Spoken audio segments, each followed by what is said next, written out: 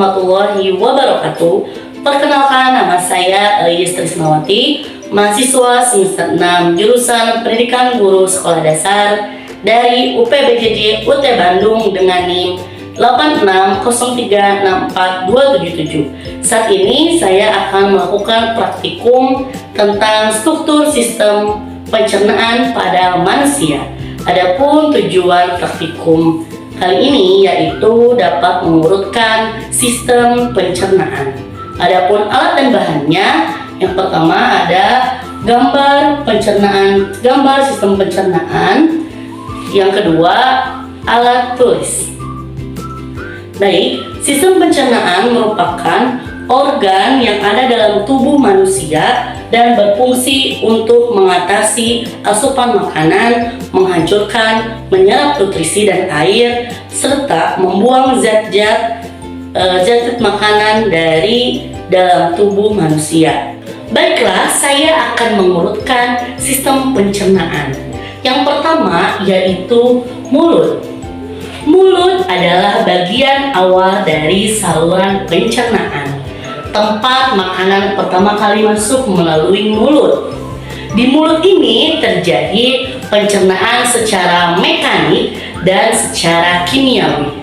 Pencernaan secara mekanik dilakukan oleh gigi ketika mengunyah, memotong, dan lidah yang mengaduk makanan menjadi partikel kecil. Sementara pencernaan kimiawi dilakukan oleh enzim amilase dalam air liur yang memecah pati menjadi gula sederhana. Sistem pencernaan yang kedua yaitu kerongkongan atau esofagus. Makanan yang sudah dicerna melalui proses mekanik dan juga kimiawi dalam mulut kemudian dilanjutkan ke dalam esofagus atau kerongkongan. Esofagus atau kerongkongan ini memiliki panjang kurang lebih 25 cm dan berfungsi menelan makanan dan juga menyalurkan makanan menuju lambung. Agar makanan dapat berjalan sepanjang kerongkongan, terdapat gerakan peristaltik. Gerakan peristaltik adalah gerakan yang disebabkan adanya gerakan otot pada kerongkongan yang berupa tekanan dan dorongan sehingga makanan atau minuman bisa masuk ke dalam lambung. Lambung berfungsi untuk menampung dan juga menyerap nutrisi dari makanan. Kemudian di lambung ini makanan dilumatkan kembali sekitar 3-4 jam menjadi cairan pekat ataupun berupa pasta yang dibantu dengan asam lambung. Asam lambung berfungsi untuk mencerna makanan dan membunuh kuman penyebab penyakit. Adapun makanan yang masuk ke lambung tadi berupa pasta atau cairan pekat yang nantinya akan diteruskan ke dalam usus halus ini dengan bantuan gerakan peristaltik usus. Sistem pencernaan yang keempat yaitu usus halus. Usus halus berfungsi untuk menyerap sebagian besar nutrisi dari makanan. Makanan berada dalam usus halus itu sekitar 6-7 jam. Proses pencernaan di usus halus menggunakan enzim yang dikeluarkan oleh pankreas dan juga cairan empedu yang ada di hati, yang mana enzim ini memecah lemak, protein, dan juga karbohidrat dari makanan tersebut.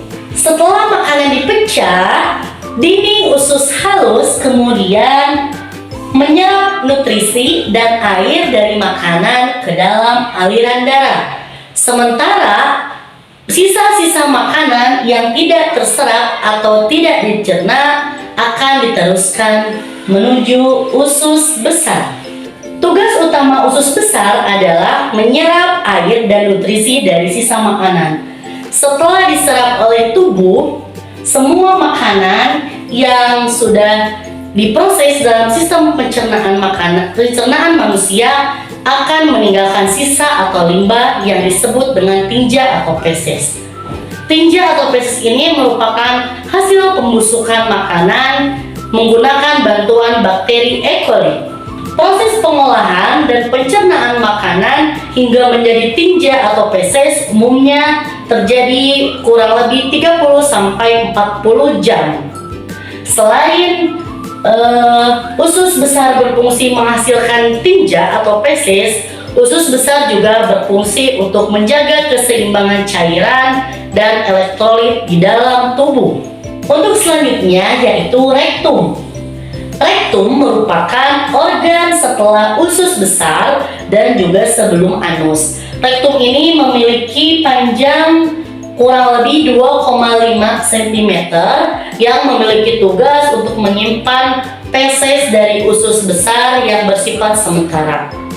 Ketika feses ini sudah cukup penuh, maka feses yang ada di rektum ini siap untuk dikeluarkan melalui anus.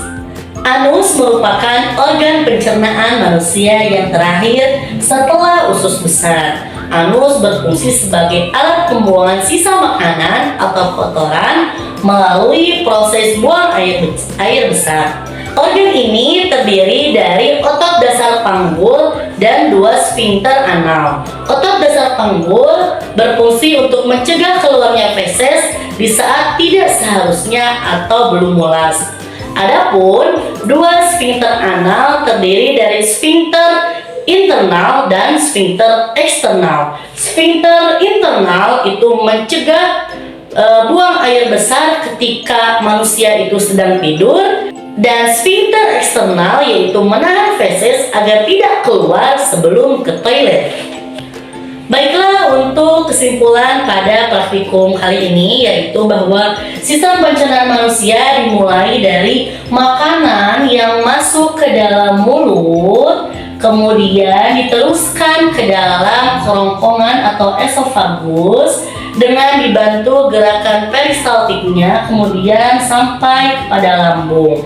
Di lambung terjadi proses penyerapan makanan dan diteruskan ke dalam usus halus, di mana di usus halus ini diserap nutrisinya yang nantinya di usus halus diteruskan lagi ke dalam usus besar. Di usus besar menghasilkan limbah berupa feses yang nantinya akan dikeluarkan feses tersebut melalui anus. Sekian praktikum kali ini, mohon maaf apabila dalam penjelasannya masih banyak kekurangan. Semoga ada manfaatnya. Wassalamualaikum warahmatullahi wabarakatuh.